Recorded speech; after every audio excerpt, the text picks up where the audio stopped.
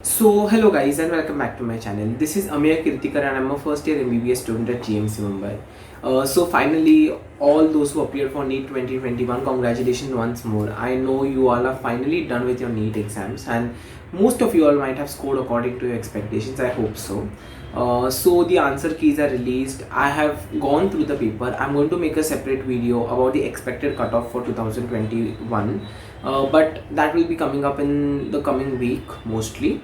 But now I thought that you all should know what next after NEET. So what next after NEET is that you have the NEET counseling process, and NEET counseling process is the only way you can get into government medical colleges across India. Okay, for private medical colleges there are multiple other processes, but the counseling remains constant. Okay, there is something called as management quota for private colleges and all other colleges, but we will be talking about them in the coming days. Now in the coming days I'm going to make videos related to your counseling only.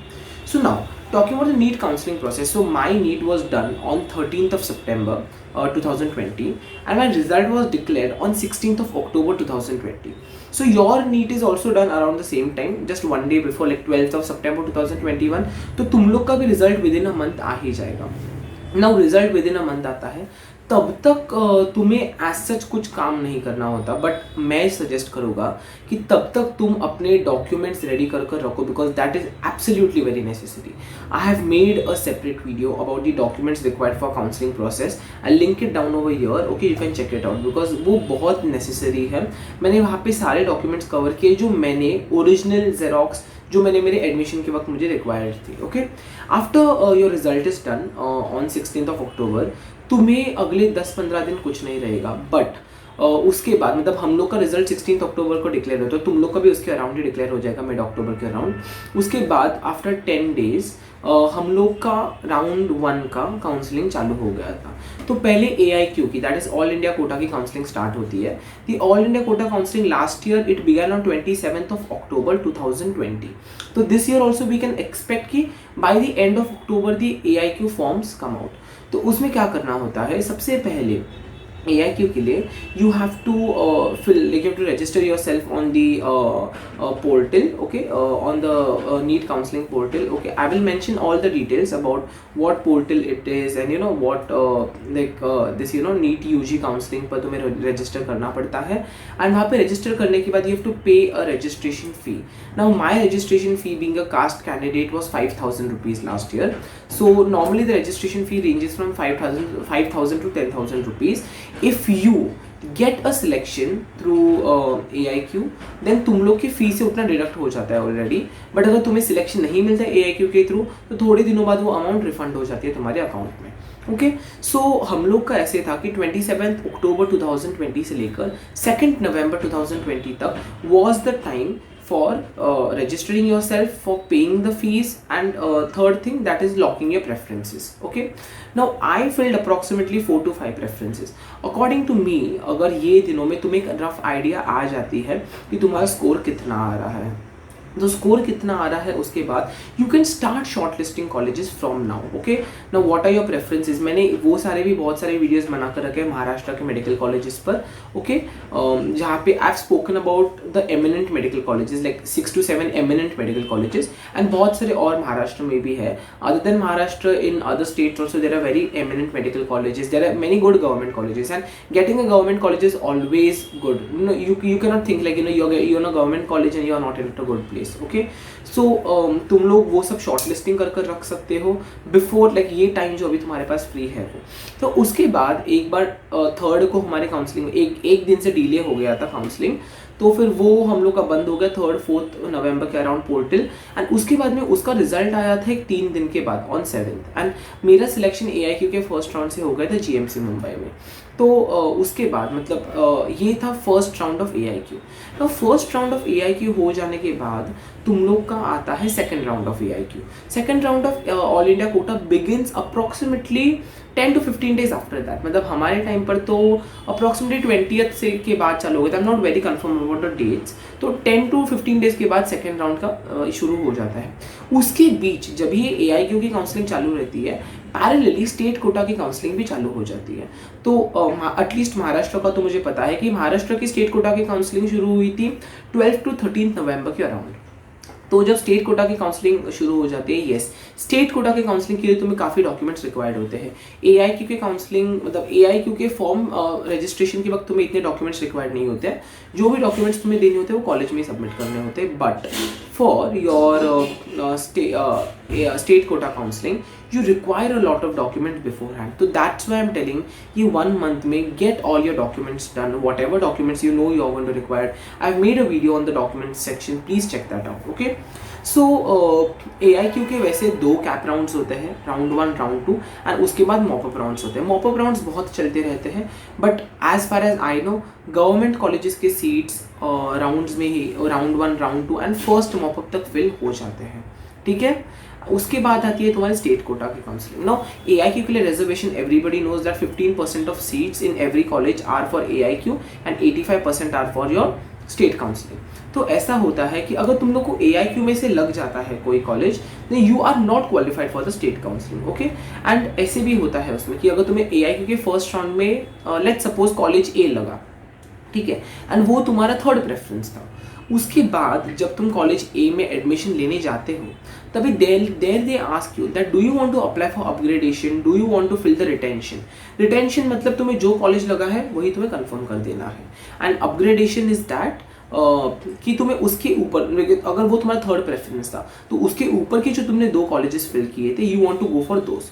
तो if you apply for upgradation and if in the second round you get a college better than that, मतलब जो तुम्हारे first 2 preferences में से था, then you can then तुम्हारा पुराने college का एडमिशन डायरेक्टली कैंसिल हो जाता है एंड तुम्हारे नए कॉलेज में तुम्हें जाकर वो आगे का एडमिशन करना है।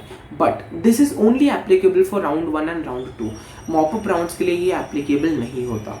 मॉपअप राउंड्स में the college you are allotted, you compulsory have to take that college, you do not have an option, and if you cancel your admission in mop-up round there is a penalty of the government, 10 lakhs की penalty pay करनी पड़ती है government को, especially if it's a government seat.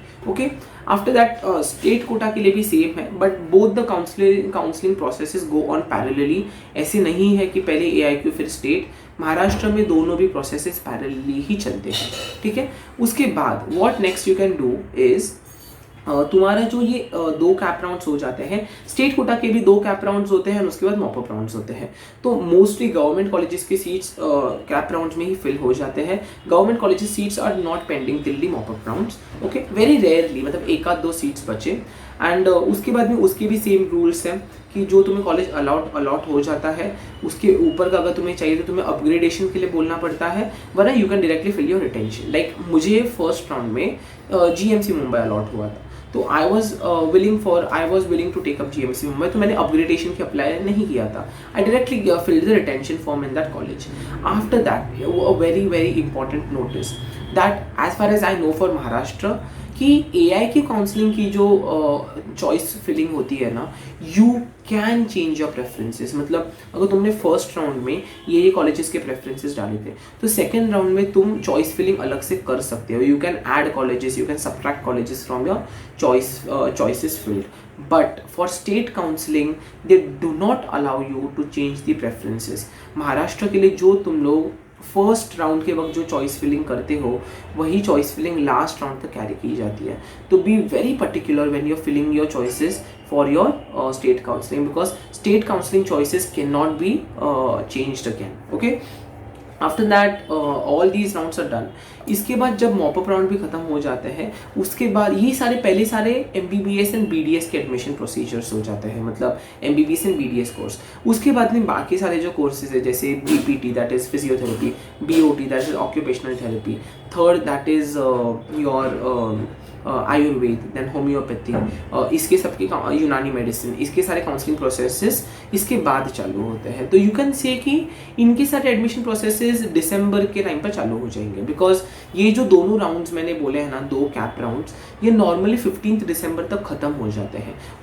तो main जो core MBBS BDS की seats filling होती है ना वो 15 दिसंबर तक हो जाती है। उसके बाद मॉपअप राउंड बचते हैं। मॉपअप राउंड में कुछ ज़्यादा चेंजेस नहीं होते, हार्डली 2-3 सीट्स हर कॉलेज में चेंज हो जाते हैं। सो This was everything about the counseling procedures. I have not included the documents part because I've made a separate video about it.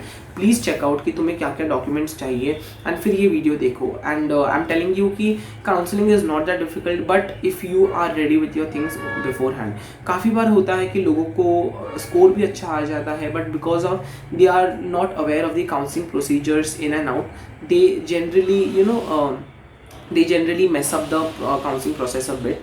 तो beforehand keep yourself alert, तुम्हारे documents ready कर लो, know your preferences that okay अगर तुम्हें अब तक तुम्हें पता चल गया होगा कि around what are you scoring, तो उसके around your category you can get into which colleges. I have made video about the 2020 cut off almost a lot of medical colleges in Maharashtra and a few medical colleges outside Maharashtra. Do check those videos out, okay? Rather than asking me, see the ranking and tally करो कि तुम्हारा score उसके around आ रहा है क्या, उसके around आ रहा है then you can always aim for that college. Let me tell you, पिछले साल के कट ऑफ से +20 -20 पकड़ कर चलना है हमेशा. नॉट ऑलवेज कि अगर तुम्हारे मार्क्स उससे कम है तो तुम्हें लग नहीं सकता, नहीं, देयर आर चांसेस. बिकॉज जैसे महाराष्ट्र में 3-4 मेन मेडिकल कॉलेजेस है, जैसे JJ है, KEM है, बाद में GMC नागपुर है, BJMC है, these core medical college, then Nair है, सायन, ये जो 5-6 कोर मेडिकल कॉलेजेस हैं ना जो एमिनेंट वाले, उनमें ऐसा है कि उनकी कट ऑफ ऊपर नीचे होते रहते हैं थोड़े थोड़े. मतलब maybe this time JJ had a higher cut off than Sion, next year Sion might have a higher cut off than JJ next year, तो दैट विल कीप. मतलब ऐसा थोड़ा बहुत ऊपर नीचे ही चलते रहते हैं. तो डू नॉट थिंक अगर तुम्हारे मार्क्स थोड़े भी पिछले साल के कट ऑफ से कम है that you can not aim for that college, okay? Please think that and prepare your preferences list. At least I would say that if your score is absolutely very good, then तो तुम्हें जो college चाहिए वो तुम्हें मिल जाएगा. But if your score is little a bit wobbly, then prepare at least 10 preferences. मैंने वही किया था, मैंने 10 preferences prepare कर रखे थे. My first preference was GMC Mumbai, second was KEM, third was Sion, fourth was Nair, fifth was BJMC and sixth was GMC Nagpur. तो ये मैंने 6 preferences तो हार्ड कोर रखे थे कि ये 6 में से मुझे एक तो मिल ही जाना चाहिए. तो वैसे तुम लोग भी अपने प्रेफरेंसेस रेडी कर रखो. एंड उसके बाद में RGMC Rajiv Gandhi Medical College Thane is again a very fabulous medical college. Cooper is a very upcoming medical college. And there are many. GMC Nagpur is a beautiful college. So there are many medical colleges in Maharashtra. I'm thinking of making a video on medical colleges in Maharashtra. So I will make that in the coming days. But this is everything about the counseling procedure. And please stay updated with all the counseling procedures. I'll tell you which websites do you have to refer. Then for your AIQ counseling, you have to directly type NEET UG counseling. You will get that website. That is Medical Colleges Counseling India, ऐसा कुछ तो उसका नाम है. I'm not very sure. For Maharashtra State Counseling, you have to go to CET Cell UG. That is CET Cell website पर तुम्हें जाकर counseling के details मिल जाते हैं. Till then, stay safe, stay happy, and I congratulate all that you have successfully completed your NEET journey. At least the 2021 batch, 2022 batch. Yes, you are going to appear for NEET next year. So be on with your preparations and all the best.